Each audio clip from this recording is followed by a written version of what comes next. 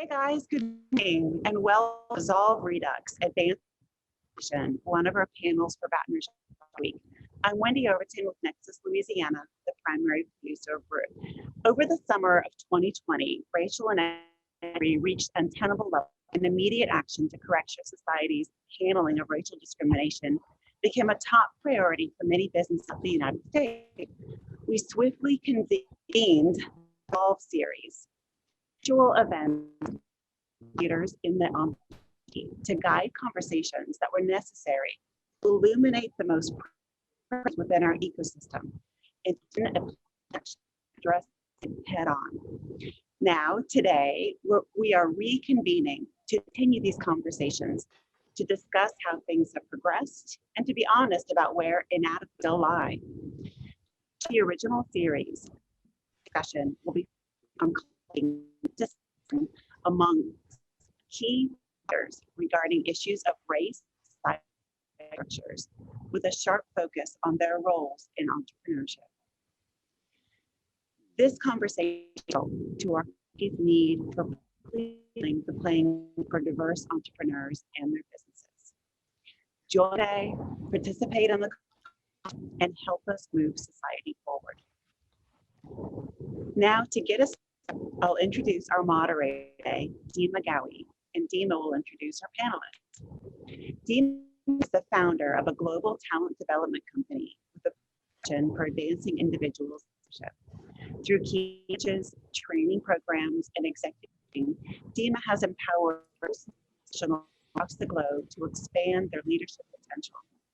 In addition, she provides guidance and suggestions to develop diversity, equity, and inclusion strategies, and to implement a multi-year plan for advancing leaders from within the organization.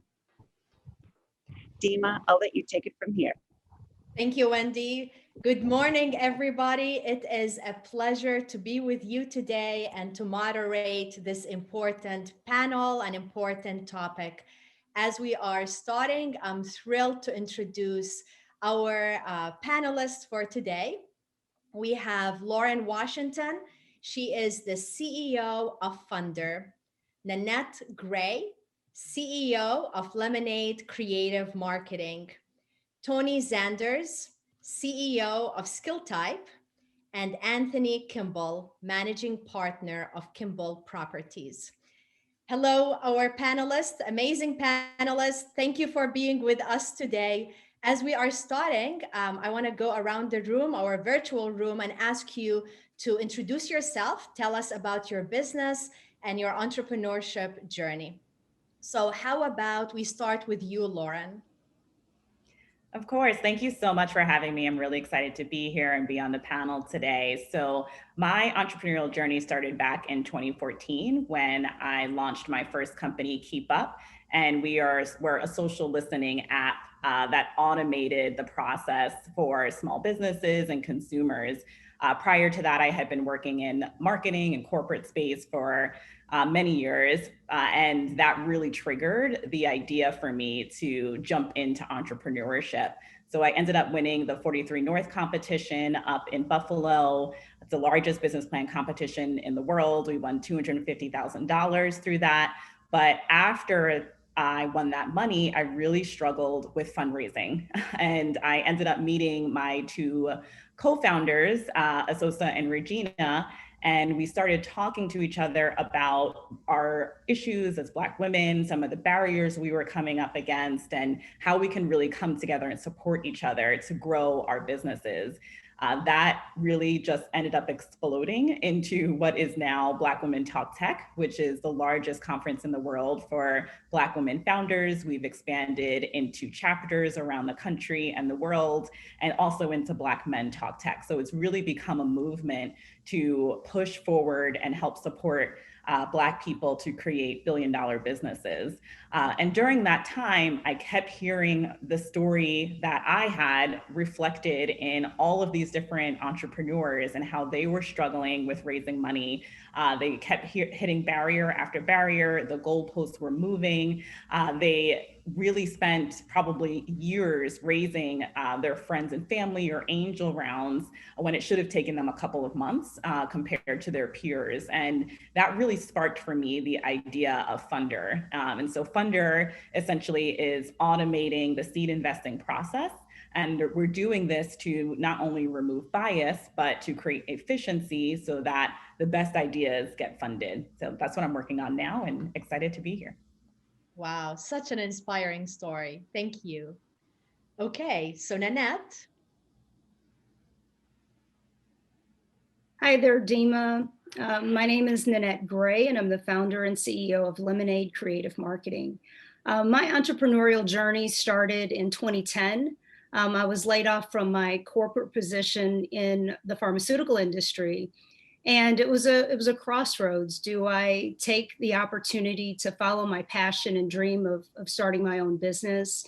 Or do I go the conventional route, the safe route with the six-figure income, company car, and all of those benefits and get another job? So at that time, I decided to turn the lemons of losing my pharmaceutical job and create Lemonade. So Lemonade Creative Marketing was founded in 2010. And what we are is a branding marketing agency that focuses on using branded promotional merch to help accentuate our clients' brands. And we've been very fortunate to work with some larger companies like ExxonMobil, Blue Cross Blue Shield of Louisiana, ETS HiSet, and a number of others. So I'm so excited to be here to share, some of the challenges and also some of the successes of my entrepreneurial journey. Thank you. And I know you have a lot of good stories that we're going to dig to learn more about later. Thank you, Nanette. Okay, Tony. Hey, good morning, everybody. I'm Tony Zanders. I'm a New Orleans native that's living now in Baton Rouge. My entrepreneurial journey started back in 2007. I graduated from college and got a job in Menlo Park, California. And I was doing consulting there. Got bored with the slow pace of consulting. And if folks have been to the Valley or have lived there, it's pretty contagious for people to start new businesses or be trying to solve big problems. And so I was in coffee shops, just seeing people work on business plans, decks to pitch to investors, and started coming up with my own ideas. Decided to leave that company and go to a startup in Mountain View, which was my first time working at a tech startup. And it was a 50-person startup where I was able to see every part of the business. Winded up getting fired from that inside sales job, making 70 calls a day. And that was around the economic downturn. And that was similar to Nanette, where I had to make a choice on if I wanted to seek out another job or whether I wanted to try to start my own company. I was fortunate to have another startup CEO bring me on as employee number one at his startup. And I was even closer to kind of seeing the inner workings of fundraising and making your first hires, building technology, and the whole bit. Fast forward to about 3 years later in 2012, the president from that company relocated to Boston and asked me to come with him. And so I was able to go to Boston and continue working in technology. And for the past, I would say 10 years, I've been selling software to universities and large enterprises. Along the way, I've been able to moonlight and use the sort of commissions from sales to try to start my own businesses and bootstrap them. Because of reasons Lauren mentioned, it's difficult for us to raise friends and family or initial startup capital to do it yourself. So you have to come up with some creative way to make your own money, to put it back into your own company. And I have been fortunate enough to do that on 2 occasions. The first was in 2012. The Gates Foundation gave me a grant to build a platform for first-generation college students. It was called Applyful. And that was a fun 2 years, but I never figured out how to make money. And so I wanted to give this software away for free to all these first-gen college families. And I never figured out a way to make money before I spent the full grant. So I had to close that company down. And then I'll fast forward, I guess, to 2018, still working my 9 to 5, still making commissions on sales. And I was able to take some of that commission money to put into my latest venture, which is called Skill Type, where we help universities analyze all their skills and we match skills to reskilling and upskilling opportunities. And so it's a way for universities to manage skills instead of managing people. And I'm excited to be building this business here in Louisiana, where I'm from. So excited to hear everybody else's story and have a great conversation today. Wow. Thank you, Tony. You're a perfect example how building blocks, they come together to create something so meaningful. And you're the first person ever that I heard say the slow pace of consulting. Usually it's a very fast pace. So, okay. I guess it's a matter of perspective. Yeah, it was very fast for me, so it's slow for you. Anthony?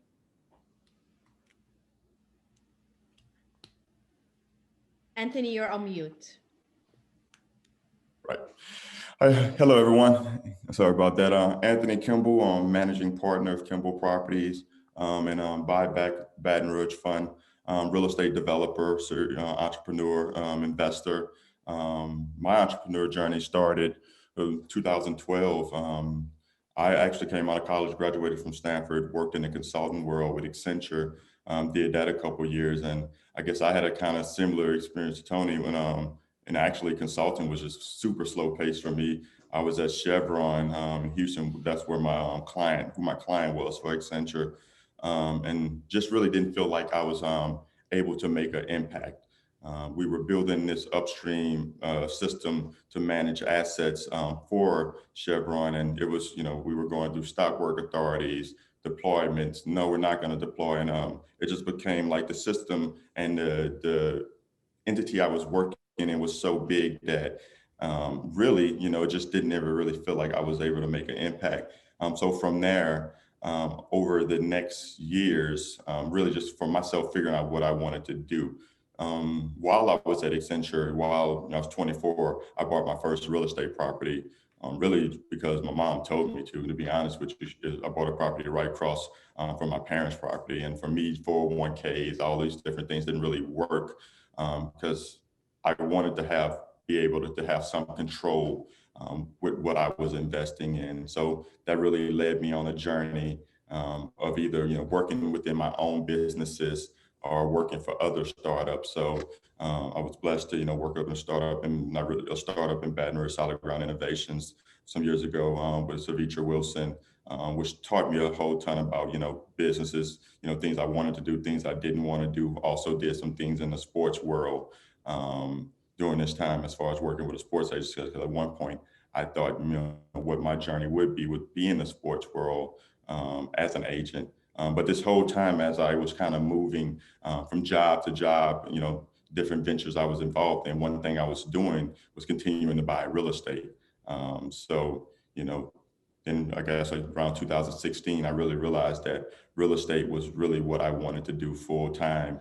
And, then I went, for me was identifying which resources I had and where I wanted to make an impact, which led me to moving back home to Louisiana, which I did, probably a year or so before that, to be able to make an impact in communities I know, be able to make impacts with people I already have relationships. Instead of, I was living in Houston at that time, instead of building these relationships and stuff from new, Baton Rouge just was a place that made more sense for me. And that really led me on the journey I am now. We raised over $5 million last year in equity from partners to invest in our different fund vehicles that we're investing primarily in South Baton Rouge and Scotlandville areas in Baton Rouge. And also we do some development in Houston. But for me, it was just, I guess I was always looking for how I could impact people. In my opinion, is education and housing are two of the biggest impacts on people that we have. So, that's my entrepreneur journey. Wow. Thank you, Anthony. So great. Okay, so now we're gonna start with our first official question, and it is for Tony.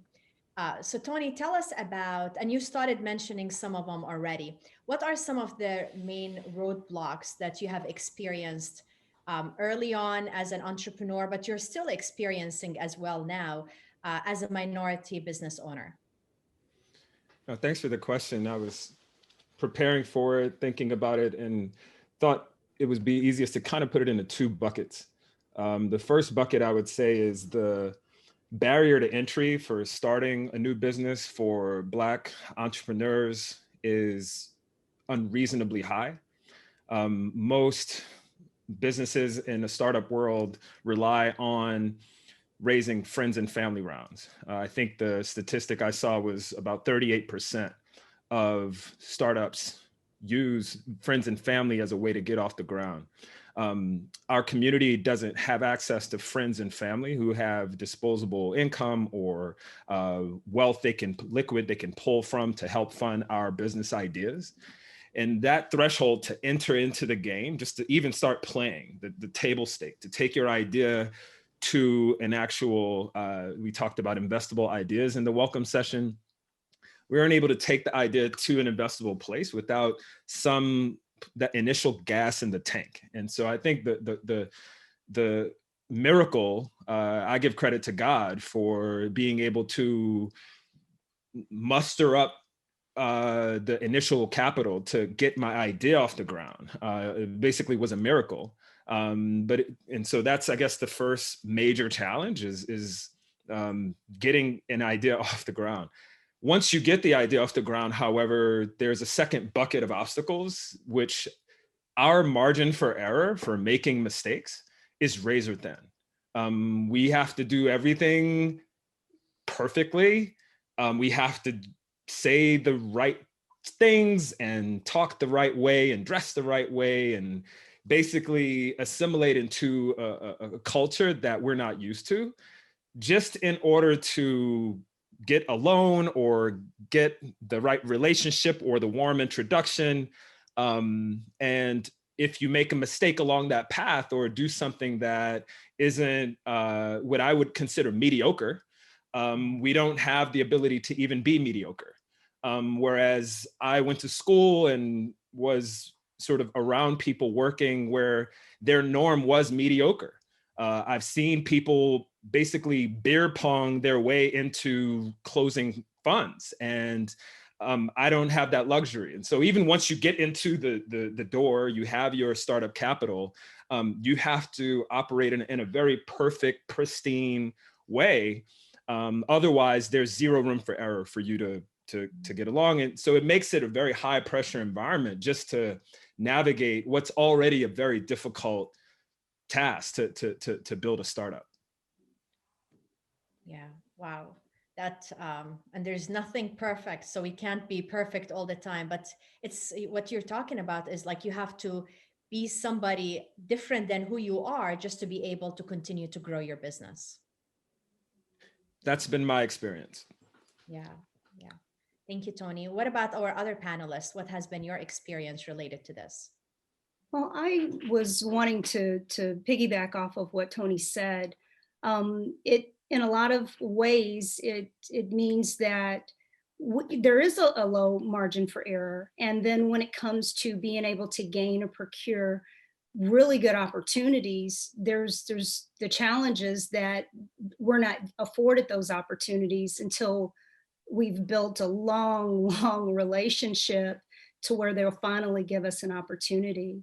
On our previous call, Resolve with ExxonMobil was on the panel, and I've had the opportunity to gain great business with ExxonMobil, but it came over a number of years, and that's one of the things that I'd also like to mention is we're talking from a corporate perspective of what they need to do to allow us to gain more business. But from the other perspective of other entrepreneurs, one of the things that I would like to emphasize is to have patience, because it's not going to come overnight. And one of the things that Caroline mentioned from Exxon was that you never have a chance to make how's that first impression?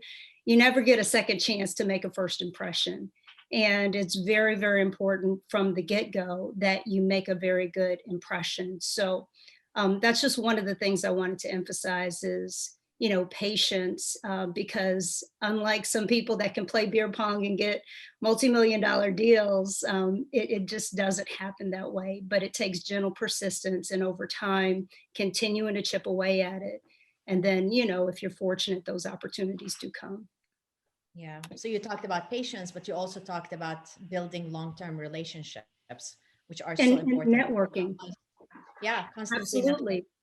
Mm. Yeah, well, one of the reasons that I was able to be in a position to work with ExxonMobil is I became certified as a minority-owned business as well as a woman-owned business. And so when I joined those organizations, it's like you have access to all of the major corporate entities. They're all members of those organizations. So you think you join and then instantly you're going to start getting business.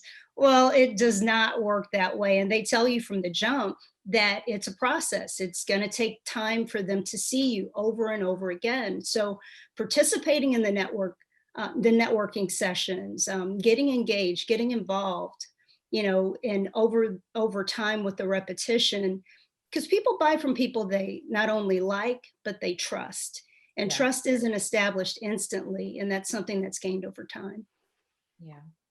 Thank you, Nanette. And I would jump in as well. I 100% agree with everything that Tony said. And to build on what Nanette is talking about in terms of network, that's important to build, but that's also where we have a barrier because we don't have access to these different opportunities and particularly to money within the startup space in order to get a time to pitch an investor. You normally need a warm introduction.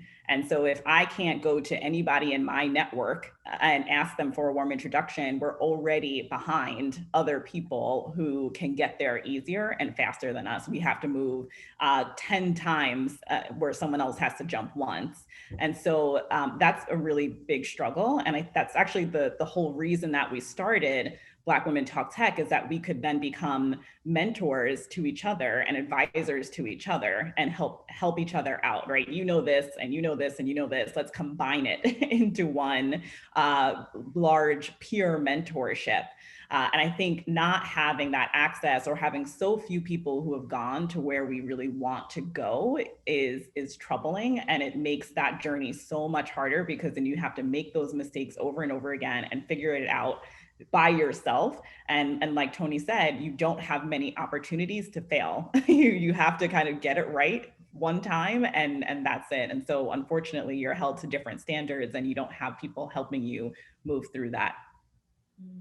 So it sounds like you're having similar experiences. Yeah, go ahead, Anthony. And I would add to that, just on, just the Lord Lawrence said about going to where we're trying to go, scaling to where we're trying to scale. I think, some of the biggest issues I've had is finding talent that's capable of being on the team that I don't have to extensively train to be able to add value to what we're doing and be able to operate on the scale that we're looking to go. So I think, and that just comes back to like a lot of people, especially within my community that looks like me, hadn't did the things I do, or hadn't had the relationship or the experiences I had. So being able to just operate and scale, or just even having the experience to be able to execute their job, a lot of time is hard to find in this market because people just hadn't had a lot of those experiences.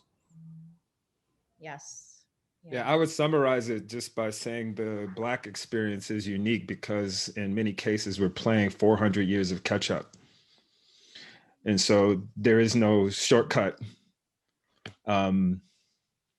That's how I would summarize what we're all trying to communicate in different ways, whether it's through the job experience, like Anthony mentioned. I think that's a panel topic for a different day, perhaps.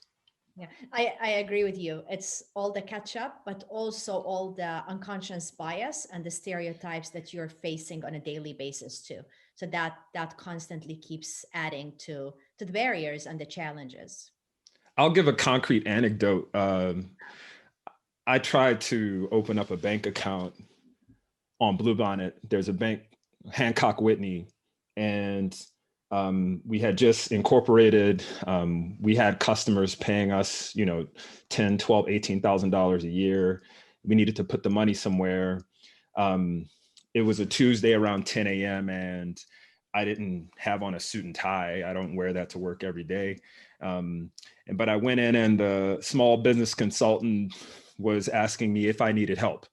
I thought that was obvious because I'm there, but I'm there and I'm ready to open up an account. We go into a little small room and the line of questioning was very intrusive. And I asked her if this was kind of a part of the script or do I just have to answer, like, I told you my business, I told you what we do, I showed you the website, I have a business card, you know, the whole nine.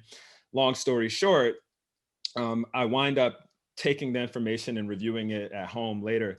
But then I get a very bizarre voicemail from the person that I interacted with saying that, asking me if I accidentally took their phone. And I wasn't able to answer the call, so I got the voicemail, and then I winded up calling back because surely this must be a miscommunication. I said, no, I'm fairly certain. I actually live around the corner from this bank. I can come over right now. I went there, and it was a very bizarre interaction because she was under the impression that I had either intentionally or unintentionally taken her phone. It comes to find out that the phone was in her car. I told her to do the Find My iPhone type thing. And it was just a very interesting experience that I just wondered what would have a bank ask a potential client or assume that I would have taken the phone unintentionally or intentionally. And the way that it was remedied, I wasn't pleased with. And so suffice it to say, I didn't wind up banking there, but that's an anecdote for, you know, the types of experiences we have when we're simply trying to conduct business just like anyone else would. Yeah, wow. So of course we hear about unconscious bias and stereotypes all the time, but when we hear stories like this that are still happening right now, what was this experience? Was it recent, the last 5 years, No, this was 2019. This was, yeah. So I'm running the business right now. I just decided to bank somewhere else. Yeah, wow. I apologize for that experience. It's so horrible. Yeah.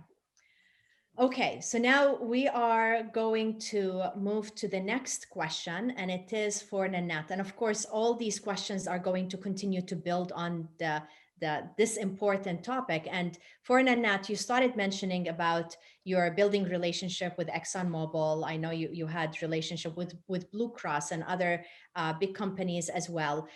You have a very good success story of how these companies, what can these companies do to support minority-owned entrepreneurs? So please go ahead, share with us your experience.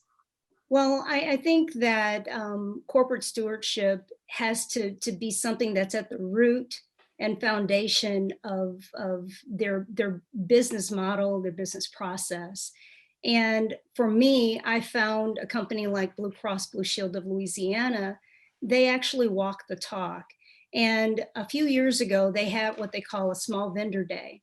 So at the small vendor day, they bring not only the people from the purchasing department, the people from supplier diversity, some of the leaders from the organization, they also bring other partner organizations like the WEBEC for women-owned business, SRMSDC for minority-owned businesses, Louisiana Economic Development. So they brought all of these entities together.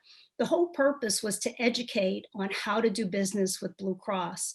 I mean, from walking it down to how to register, how to look for opportunities. They even listed opportunities that they will be procuring for the next 3 years so that you could get prepared for it. So as a result of learning the process and learning how to get in, You know, we kept following everything that they said, and we finally got our first opportunity. I think it was for like a $2,000 order. And it was so exciting. You know, it's a tiny order, but still the opportunity to be able to get in the door. And that's I think what most of us are asking is we're not asking for handouts, you know, we're just asking for an opportunity. You know, if we can get our foot in the door, let us knock it. Well, I don't want to knock it down, but well, yeah, hell, I'm gonna knock it down. And so getting that first opportunity in, so over that first year, we were able to procure a number of smaller orders. And then each year it's gotten progressively higher until this past year. From the first year's total business to this past year, I think we've increased our business by 20-fold. So, I mean, just with them having the wherewithal and the true intent to help small businesses, you know, minority-owned businesses, woman-owned businesses, learn how to procure the process, it's been something that's been very successful for our company. And I think if other large corporate entities would use that as a model to basically teach the businesses how to fish, it would also result in good opportunities. I love that story. It's such a good story, but it also shows how initially they're not going to start by giving you the big contract. They're starting with the 2,000, and you have to constantly keep proving yourself in order to. But also this story shows me how much you're intentional in taking initiative. So you're putting yourself in the right places, networking with the right people. And of course, as you said, you're not waiting for the opportunities to be handed to you. You're doing something about it. Absolutely. Yeah. So does anyone else have success stories similar to this? Yeah, I would say for Black Women Talk Tech, it was a similar process for us. So for our conference, most of our revenue came from corporate sponsors. And our first year, we didn't have any sponsors at all. We were just hustling and trying to get free food for the event and free space. But after we were able to prove ourselves and had something to fall back on, then we were able to get our foot in the door. And I think you're exactly right, Nanette. It's about having that experience and being able to prove yourself. That is so important. So once we our second year, we're able to bring in corporate sponsors. They came in at a small check amount, but grew over time with us, right? After we had that opportunity. And you're exactly right. I think one thing that has come out of the social justice conversations this past summer is that people are just kind of throwing money at entrepreneurs and at funds. And I don't think anyone wants a handout. That doesn't feel good. We know that we're working hard and we want to be recognized for that. We just want a seat at the table and the opportunity to be able to be recognized and get that money ourselves. And so when you are working with partners who see that and see that you're doing something better than your counterparts are, those are the type of people you want to work for, because if you're just getting a handout, that money can go away the next year and you're not really building that long-term relationship. Yeah. I was looking at the chat as I was listening to you, multitasking, and this is for you, Tony. One of the attendees, he put a comment that says, "I hope someone from Whitney Bank is seeing this." I hope so too. Yeah, that's part of the change, is to talk and address these issues and not to stay quiet about them. I know being part of a panel, it takes time and it takes preparation, but we need to keep talking about the obstacles, the barriers, to bring light into it, so we would have a change. Yeah, I mean, I don't know if I have an emotion or opinion about whether they see it or not. Frankly, I mean, it's to their own detriment to view a particular community or demographic in a certain way. All they have to do is look to other states, look to other markets to see how investable Black entrepreneurs are. And a red carpet should be being rolled out before us.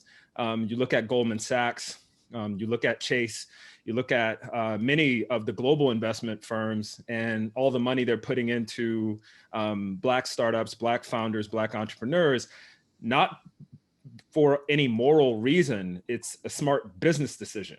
And if a local financial institution doesn't see that, it's a matter of time. You know, I'm right off of Bluebonnet here in Baton Rouge. There are more Chase banks here within a 3-block radius. Literally a new one just opened up on Highland and Bluebonnet. And Hancock Whitney is a small regional institution that's not expanding at the same rate that Chase is, and Chase isn't even based here. And so there's a difference in corporate strategy and the way they view certain communities.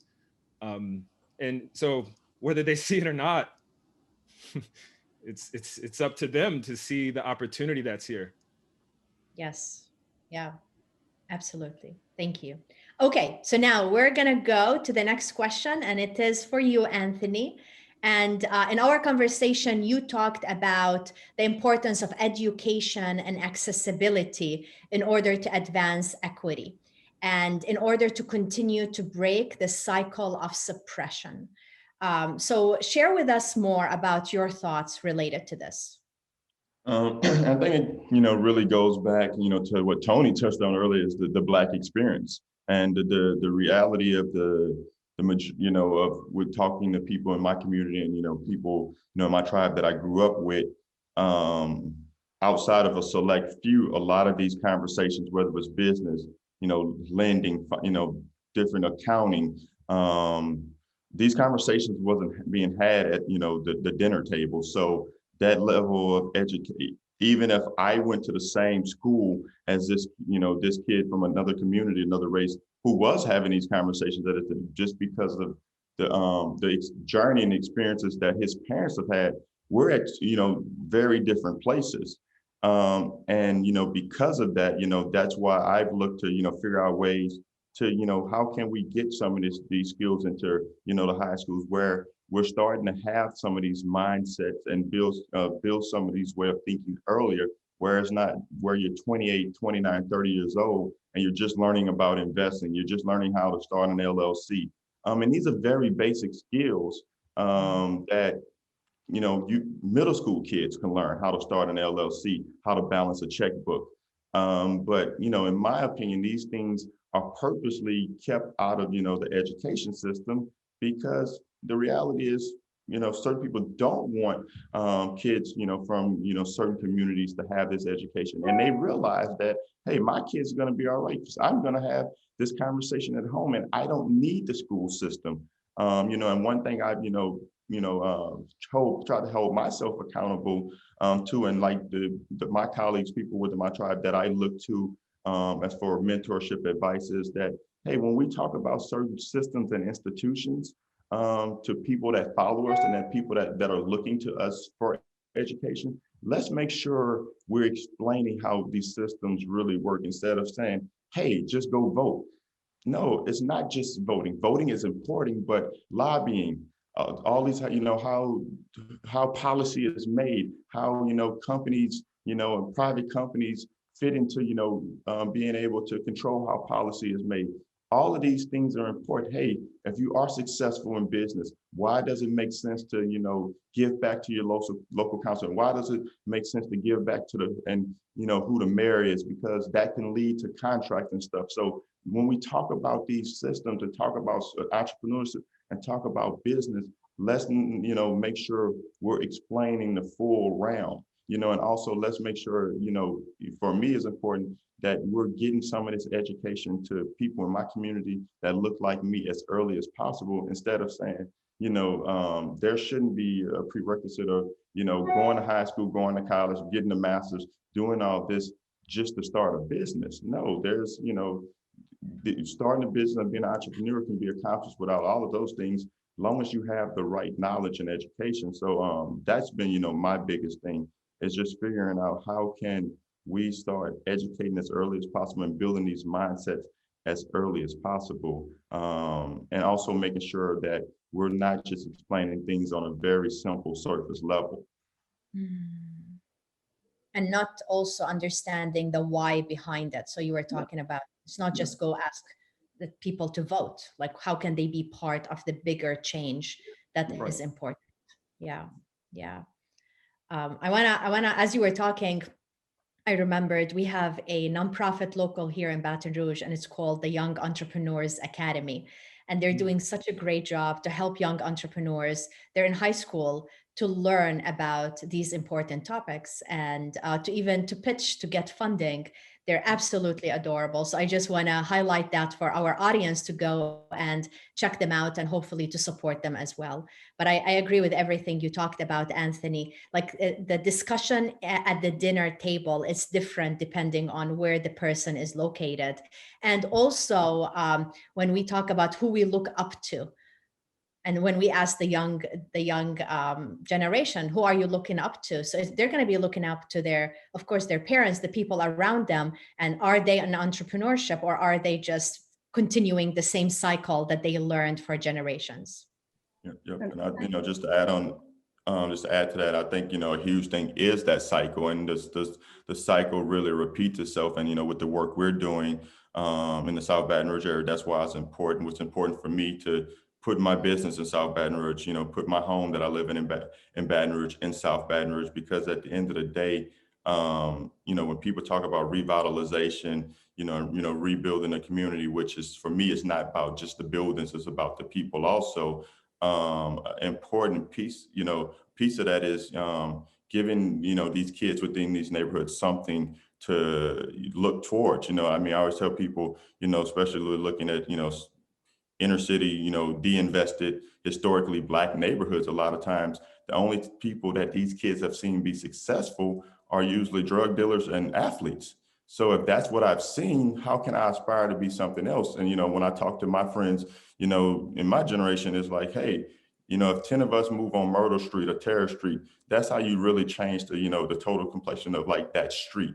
Because one thing we really don't talk about, that's not really talked about, is like, it's talked about, but how our neighborhoods got, to where they're, you talk about white flight, but we don't really talk about the Black flight of the middle and affluent Blacks who left, these inner city neighborhoods like South Baton Rouge and moved, moved to the suburbs and took their homes and their businesses with them. So for me, that's why it's important, just being able to have conversations with these kids within the neighborhood that, hey, my home and my business is here, because if we have that connectivity, it allows for me to educate and us to build a relationship that's mutually beneficial for each other, and not continuing this cycle of, just being, and nothing wrong with being an employee, but like, hey, if all my parents can tell me about is, hey, go and work this 9 to 5, or, even worse, all my, my mom maybe can tell me about is how to get government assistance and how, to use, maybe work this, system that we're able to survive, and we're just in survival mode. What else am I going to aspire to do? Yeah. I have an example of having exposure. I remember when I was in 5th grade, we had a class election where you had the president, vice president, secretary, and treasurer. Well, I wanted to run for president, but in my 5th grade mind, I'd never seen a woman or a female in a president position. So they went ahead and they elected Ben Fouché as the president. And so I raised my hand to ask my teacher to say, can I run for vice president? And she was like, of course you can, Nanette. You can be anything you want to be. And I was like, well, I've never seen a woman in that type of position. I didn't know that we could. And so, the exposure that our children have in the community is very vital. And then that's pretty poignant, considering yesterday with Kamala Harris being elected as the first, woman, Black, and Asian American president here in the US. So exposure is everything. And I applaud Anthony for what he's doing. And I would love to learn how I could be of help. Definitely. Let's connect. That is so great. I love everything you said, because in addition to creating a successful business that continues to grow, employ, and create opportunities, there is the new generation looking up to you and learning from you, knowing that they can do it just like you're able to do it too. But it goes back that they need the education, they need the access in order for them not to face the same barriers that you experienced, and would be able to start the business and grow it faster. Yeah. Thank you. Okay, so now Lauren, this is a question I have for you, but also it came in the questions from the audience. A lot of people are curious about your business and how you're using AI to evaluate startups and also to continue to eliminate biases. So give us the details. It's just so fascinating what you're working on and how you're using AI. Absolutely. So one of the biggest barriers, I think, that I mentioned before is not only access to investors and getting your foot in the door, but then once you're actually in the door, how someone perceives you and rates you. And so there's a lot of research that shows if you are a woman and a man pitching the same business, the man will always get a higher rating on that pitch. It's the same exact pitch, same exact business, right? There's obviously a lot of unconscious bias that comes in terms of being a Black person in front of someone. There's pattern matching, right? So if I go and pitch someone and they only see examples of great tech founders that are white men, you can name 100 white men who are tech founders, Elon Musk and Mark Zuckerberg and Bill Gates and on and on. How many Black women tech founders can you actually name, right? And if they can't make that match in their minds, and a lot of the times it's unconscious, sometimes it's not, but a lot of times it's unconscious, how are they going to see you as a leader and see you as someone who brings this company to that billion-dollar opportunity? So there's a number of different barriers that come in, and what we're doing is trying to remove those by using AI to evaluate these companies and to connect them to investors. Our algorithm looks at 90 different pieces of data. We're looking at your team, your traction, your revenue, your market, competition. We even do a personality assessment. And then we're quantifying it and creating a score. And so what that does is it's looking at things apples to apples, right? Because I have been so many times in meetings where I know that I'm further along than my competitors are, but they're getting significantly more funding and significantly more money than I am. But when you have that check and you have this and you're looking at it revenue to revenue, you can't ignore something like that, right? The other piece that we do is that we are actually accounting for a lot of these different biases that come into place. So we're not just saying, if you hit a certain revenue, if you have raised a certain amount of money previously, you get this score. Obviously, there are factors that have led you to get to that revenue and to get to that earlier funding. If you're taking into account some of these different barriers like race or location or gender, we are putting that into our algorithm to offset some of those biases as well. So we are purposefully making sure that we are creating an offset for them within the data. So we are not only creating this so that we can remove bias, but then make sure that investors have access to these companies and founders have access to these investors as well by bringing them onto the same platform and connecting them directly so that they don't have to go and make 5 different connections to get to an investor. They are immediately right there and have that same opportunity that their counterparts do. Isn't that amazing? So are you working with companies or startups that are all over the US, or who can, so tell us more about your reach. Yeah, we are all over the US. We just launched our first portfolio of 15 companies. We have 56% who are underrepresented minorities, 46% who are women. We have 75% of them who are outside of the Bay Area in New York. And it wasn't intentional that we created that. It's because the algorithm is pulling forward and identifying great companies. And when you remove bias from that process, the likelihood of those companies being diverse goes up. So we are currently taking applications on a rolling basis. Anyone can join. We are also bringing investors in on the angel investing side. I don't think the conversation talks enough about how there's a barrier for Black people to get into angel investing as well. And so this platform helps with that and opens up opportunities for them to invest and build their wealth over time. And we just started, but we're looking to grow and we have a lot of opportunity on the table. I absolutely love it. It sounds great. Thank you. So for our audience, go ahead and enter any questions that you have for our panelists. We had a list of questions earlier, but somehow they disappeared. So I read them and I'm not seeing them anymore. So go ahead. If you entered the question before, go back in the Q&A and re-enter it. So you would be able to ask our panelists your questions or share your thoughts. As we are getting the questions, let's go to the next one, because a lot of the conversation that we had today is very important to increasing the awareness, to increase awareness in our community of the challenges that minority and Black-owned business owners, what you're experiencing. So let's talk now when we are, when we're talking to VCs and also to banks.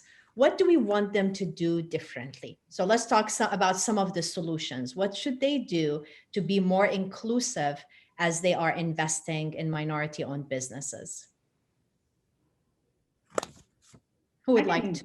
Yeah, I'll start on that. So I definitely think, again, from the conversations over the summer, that was a good first start. You know, you saw all these reactions and funds coming out and people just recognizing the fact that this was not an even playing field and we are not afforded the same opportunities. But I think we still have a long way to go. I would love from the venture capital community to not only create funds that are separate from their other funds, right? We've started this like separate but equal kind of funding strategy that to me, I'm a little uncomfortable with, because firstly, those funds are usually like 10 times smaller than their actual funds, or sometimes even more than that. And then also once that goes away, then what, right? Do we get the follow-on funding? Are we still afforded the same opportunities? I want to be in the same bucket that everyone else is. And I think the way to do that is to really identify and change your process. So again, I've mentioned this a couple of times. To get a meeting with most of these venture capitalists, you have to have a warm introduction, and that shuts off so many people from actually getting access to you. I don't understand why that's still a thing, you know, especially in this day and age when we have so many different ways to communicate and assess people, but that is still something that is happening, and you're cutting so many people off from that. But then also when I'm in the room, think about and bring and be aware of all the biases that you're bringing to the table when someone is pitching you and when you're going through that process. I would say another thing is to make sure that there are people who look like me on the other side of the table who can bring in their perspective in that conversation. So I think there's still a long way to go. A lot of it is the first step was acknowledging it, but we really need to make sure that everyone is taking a deep look into their process and how it's creating barriers for people to get access to this money. Yes. I would agree with everything Lauren said, but I'm not sure that anything she said was revelatory or new. This is not new information. And I was actually a little surprised with the sort of topic of the panel, being invited to the panel, because advancing the conversation around decreasing inequity isn't something that any of the four of us are able to solve. We're not the ones who are managing $40 million of assets. We're growing our businesses, and each of us are successful in our own regard. I think a more productive panel would have been of people who are actually controlling the assets, who are actually running the funds, making these decisions to say, hey, why aren't you making these decisions? Why aren't you, talk to us about your opaque black box investment strategy. Talk to us about the discretion you use to make decisions, right? And I think at this point, frankly, it's a bit fatiguing to tell our stories, and the whole burden of solving this problem is being placed onto the people that are, you know, working hard every day to overcome these barriers. I think a more productive panel would be asking the people who make these decisions. Maybe they have some answers to share. Yeah, absolutely. And ask them, what are they currently doing in order to increase how they're investing their money with minority businesses and to be more inclusive? Because a lot of them that would be new information to me, at least. Yeah. Yeah. Yeah, So I mean, that would because be a good panel for next year or before next year, because I know they're doing this series, and it would be absolutely incredible to bring them and to ask these conversations, because I'm sure a lot of them may not even have the answers or may not even have thought about it. Yeah, I mean, I would definitely agree with that. I think, a good panel I would love to see is like, the presidents of 4 local community banks, and talk about, their lending practices, what percentages are they lending to, other communities outside of the white community? Because I would, I don't even have to see the numbers, but I'm sure that, whatever the Black population of Baton Rouge is, I would promise you, the lending to this, this community is very, the numbers don't even add up or make sense of, what's going to certain communities. But, and I agree with Tony. It's like, we keep, you know, guys, like people on this panel keep getting asked all these questions of like, hey, what's your experience? And the reality is, from banks to VCs to, they all know our experiences. So we don't need to tell them. And it shouldn't be a shocking thing because many of us have been in these banks and you've said no. So like, why is it like, I have to keep telling you about my experience when it's like, hey, you've been a part of this experience too. So it shouldn't be a shock, and it shouldn't be like, I have to keep proving myself, or performing so much above the rest, of, others to be able to finally be like the guy that finally, gets, get some lending or something like that. Because even going back to Tony said, I went to Stanford, I went to Tulane for grad schools. I've been in, I went to University High. I've been in very, white institutions, good part of my adult life. And I say that to say is like, literally a lot of, these kids are literally set where they know what their path is going to be, that they know, and it's not based on performance. It's literally based on relationships and what my family's done. And, at the end of the day too, playing devil's advocate, I understand if I'm the dad of one of these kids that I know is very mediocre, that, I'm going to set certain things in place, nepotism, whatever it may be, make sure, he has funding to be, to make sure my kid is successful. And on the reality, I don't want my kid to have to compete. I don't want to have competition. So, that's another part of it is, I don't need to be held accountable. I need that bank president to be held accountable. So, I mean, that's just my thoughts on it. Yeah, thank you. But Wendy, before we go to you, because I know you're ready to take over. Did you hear we have a lot of good ideas for future panel discussions? So we wanna make sure that and we did. Now I'm hearing an echo, but I want to mention that we were invited by the dean of a college in Southern University to go to their student organization and help continue the conversation that we are doing right now, which is absolutely great. And we did have another question that we did not get to yet, but it was such a pleasure moderating this panel. We have wonderful panelists, and I feel honored to be able to spend the hour with you and to get to know you. And I wish you all the best with your journey.